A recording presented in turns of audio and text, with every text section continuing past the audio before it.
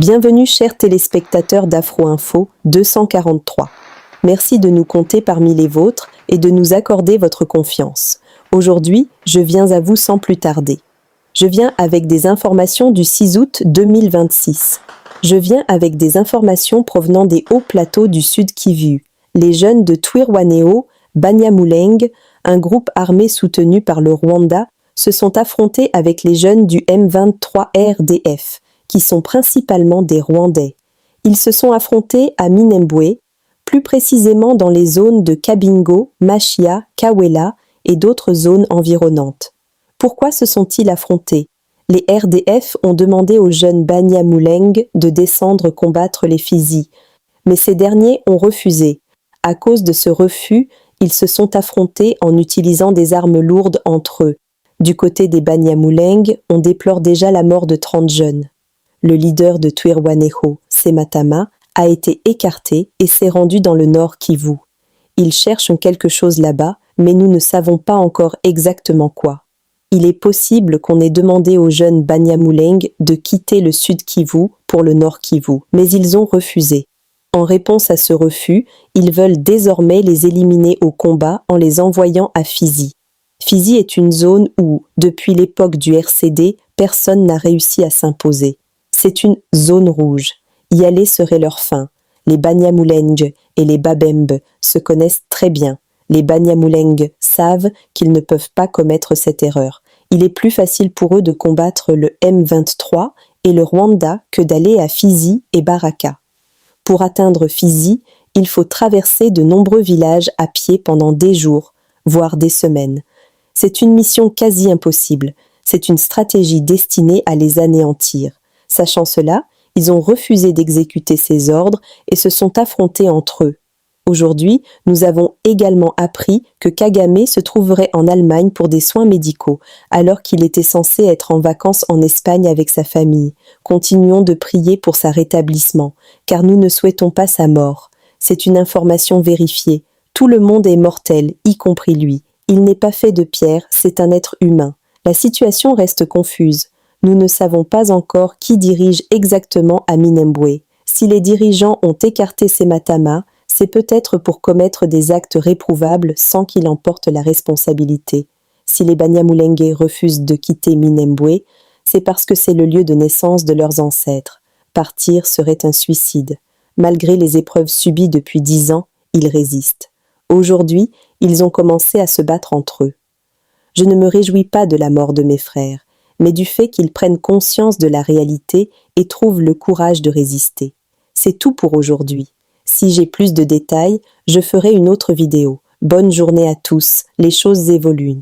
Les jeunes de Fizi impressionnent. Ils ont poussé les Banyamulenge et Twirwaneho à s'affronter par peur de Fizi et Baraka. Chapeau à eux, ils sont forts comme des lions. S'il vous plaît, prenez juste une minute pour aimer et partager cette information afin qu'elle atteigne le plus grand nombre de personnes possible. Leo nakuja tena sitakawia, nakuja na information leo le 6 mwezi wa 8 2026, tarehe 6 mwezi wa 8 2026. Nakuja na information za Haut Plateau ya Sud Kivu.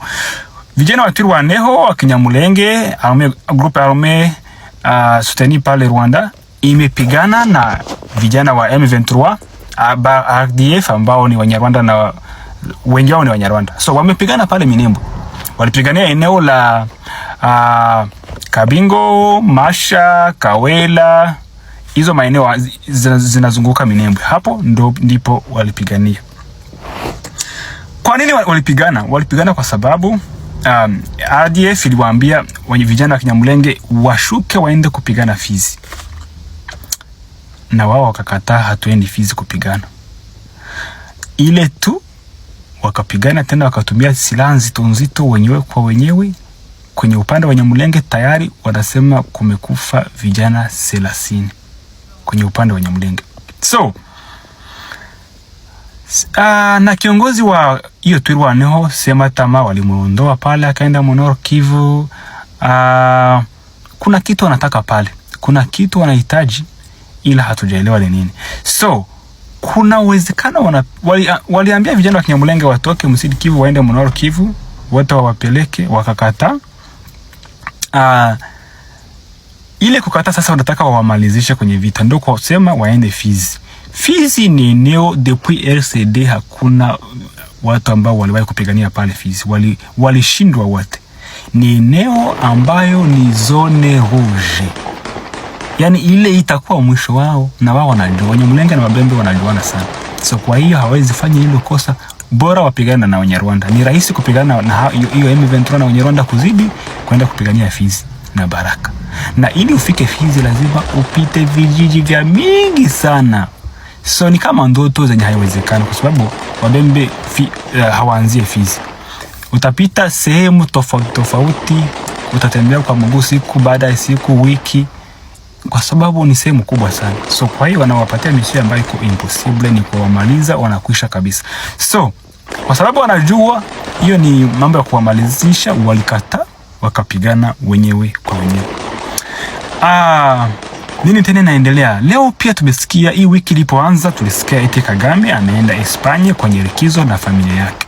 Lakini leo le 6 mwezi wa 8 tarehe 6 2026 tunasikia kwamba Kagame iko Ujerumani kwenye matibabu, anaumwa. So kwa hiyo endeleeni kumuombea asipone jameni, kwa sababu tunaanza kuwa na bahati akikufa.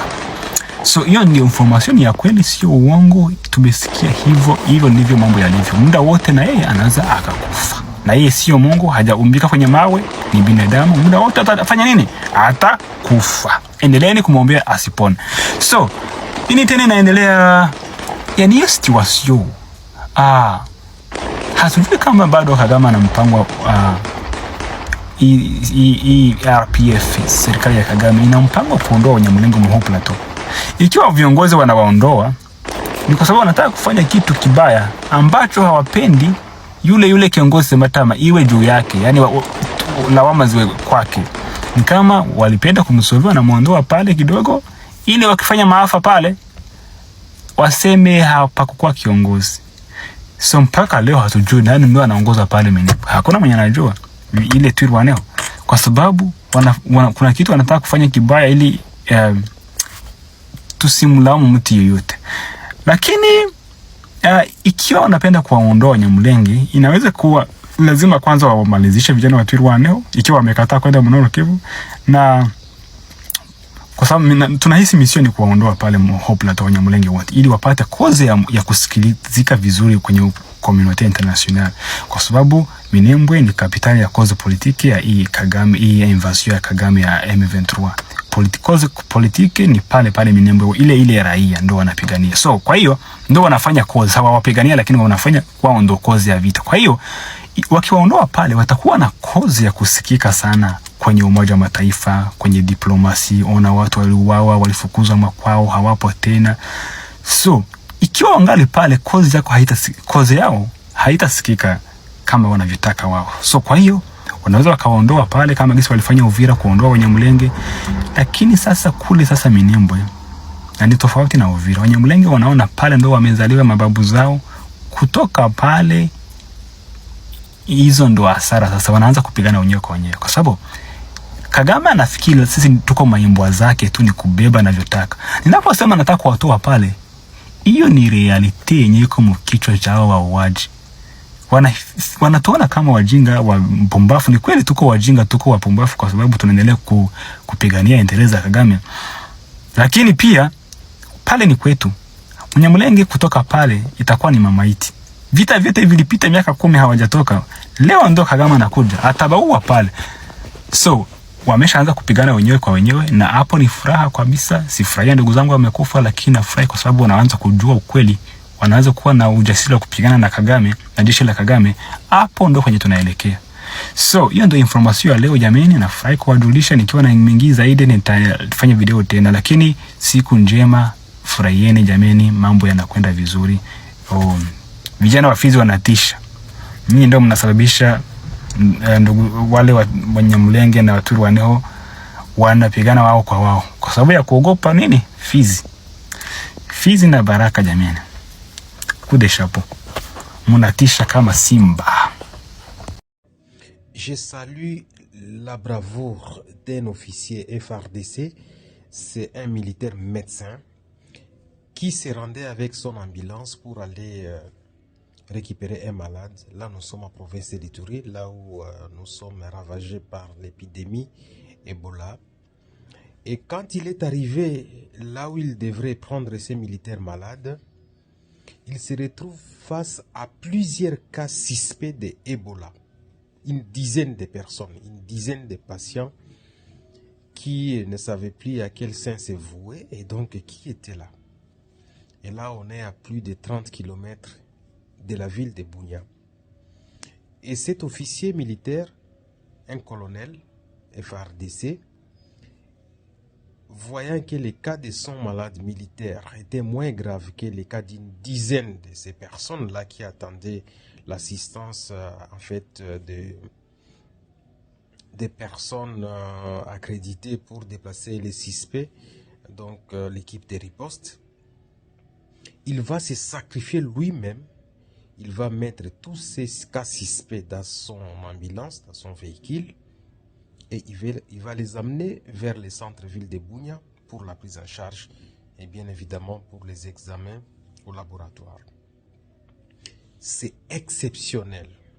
Et lui-même, comme il s'est senti exposé, il s'est isolé pour ne plus rejoindre sa famille en attendant en fait qu'il soit sûr qu'il n'est pas contaminé. Voilà des personnes dont nous avons besoin dans notre pays. Des vrais patriotes. Et moi, je ne les connais pas. J'ai eu des rapports par mon équipe qui est sur place. Franchement, colonel, je vous adresse mes sincères remerciements à faveur du peuple iturien. Et moi-même, je vais faire en sorte que je puisse trouver comment vous récompenser tant soit peu. En tout cas, merci beaucoup. Vous avez risqué votre vie pour sauver les Ituriens. Merci beaucoup, cher colonel. Il y a une faible communication, une faible sensibilisation. Même ici, on ne fait que voir des gens les hôtels sont pleins, des gens venus de partout pour appuyer la riposte. Les véhicules, il n'y a même pas un seul véhicule que vous pouvez trouver en location parce que tout est déjà loué ici. Mais les résultats ne suivent pas, monsieur le journaliste. Comment on peut nous expliquer que jusqu'aujourd'hui, si vous me demandez, moi, je suis à Bunia, qui communique pour la riposte ici? Il n'y en a pas. Parce qu'il devait y avoir une voix connue de l'opinion que lorsque cette voix parle, on prend au sérieux. Il n'y en a pas. On a une marmaille des gens, quelqu'un il vient, il parle ici, l'autre, de petites communications sporadiques. Et on ne sent pas une communication structurée avec des gens connus. Il n'y en a pas. Et ça pose problème, monsieur le journaliste. Et l'autre problème, j'ai parlé ici, on a comme l'impression que la riposte vient juste pour accompagner l'épidémie et non une riposte qui anticipe. Et nous n'avons pas besoin d'une telle riposte parce que nous sommes fatigués de compter des morts de nos propres compatriotes, parce qu'il y a quelque part une défaillance des gens qui devaient arrêter cette situation. Vous parlez d'une embarcation où il y a quelqu'un qui est mort d'Ebola et une embarcation qui allait à Kinshasa. Et là, ça pose la question de l'aéroport de Bunia. Pourquoi on a fermé l'aéroport? Parce que en fermant l'aéroport, alors qu'à l'aéroport, on est capable de contrôler les mouvements de manière beaucoup plus structurée. La sauce C64, il me semble que même n'ont plus la même compréhension de tout ça. Depuis qu'elle a été créée par Madame Bijou Ngoya, il semble que les objectifs n'ont pas été communiqués à tout le monde de la même façon. Leur objectif principal, c'est s'opposer contre le changement de la Constitution. Ce que nous on sait, c'est que sur l'initiative de Joseph Kabila, qui a mandaté Madame Bijou Ngoya, qui a initié, si vous permettez la tautologie, la C64, les objectifs n'ont pas été communiqués à tout le monde de la même façon. Ça, c'est ce que vous savez. Il semble même que la direction a été dictée sans concertation. Ce sont vos affirmations. C'est vous-même qui les assumez. Quoi qu'il en soit, nous on sait pour être plus clair, nous on sait que... Quoi qu'il en soit, la C64 est dans son rôle néfaste de contestation des institutions de la République telles qu'établies, de manière tout à fait constitutionnelle, parce que nous savons que Lorsqu'on veut respecter la Constitution, on la respecte avec ses institutions établies. Et nous avons appris de cette Constitution que la Cour, lorsqu'elle a rendu, ces décisions, elles sont définitives et opposables à tous. Alors, s'il y a dans un coin de rue quelqu'un qui estime que les arrêts de la Cour ne lui sont pas opposables en même temps qu'il prétend lui défendre la Constitution, c'est une aberration. L'Institut de recherche en droits humains vient d'adresser un mémorandum au président de la République et chef de l'État sur l'impunité environnementale des entreprises minières. Et nous lui avons donné 3 cas sur lesquels nous sommes en train de travailler. C'est le cas de Chemaf, qui a abandonné 3 bassins de rejet de Lexivia, donc les eaux usées après traitement des minéraux. Et ces bassins, cet abandon a déjà causé un mort d'homme. Le deuxième cas, c'est le cas de Sedem, vous vous souvenez, en novembre 2025, il y avait eu un incident majeur qui avait déversé près de 2 800 000 mètres cubes dans les quartiers de Kassapa, Kamatete et Kamisepe, qui sont des quartiers densément habités. Le gouvernement avait condamné Sedem au paiement d'au moins 6 millions au profit des communautés. À ces jours, ça fait près de 7 mois après, Sedem ne veut pas payer ces 6 millions de dollars.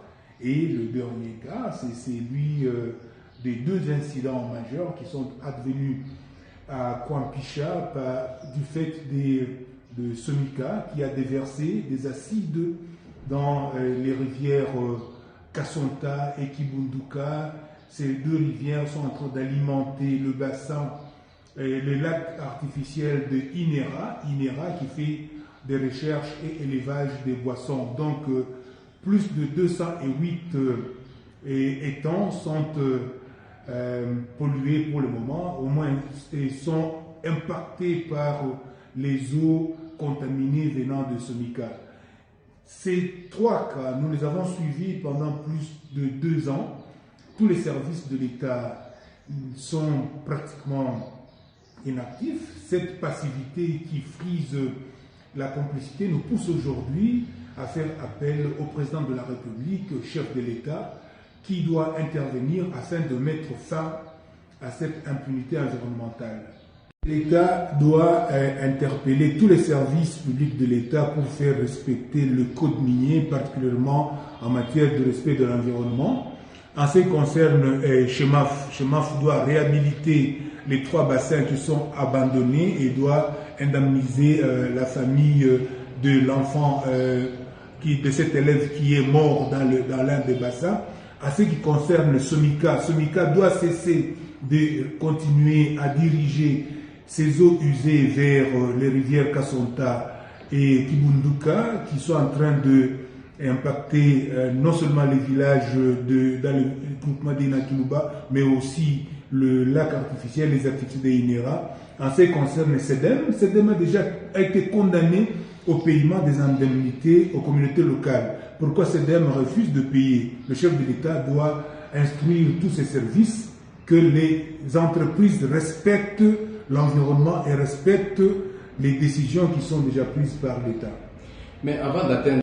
Nous sommes arrivés à la fin de cette édition. Merci à vous de nous avoir suivis jusqu'ici. Si vous avez apprécié ces contenus, n'oubliez pas de vous abonner à notre chaîne, d'activer la cloche de notification pour ne rien manquer de nos prochaines vidéos. Likez et partagez cette vidéo. On se retrouve très prochainement. À bientôt.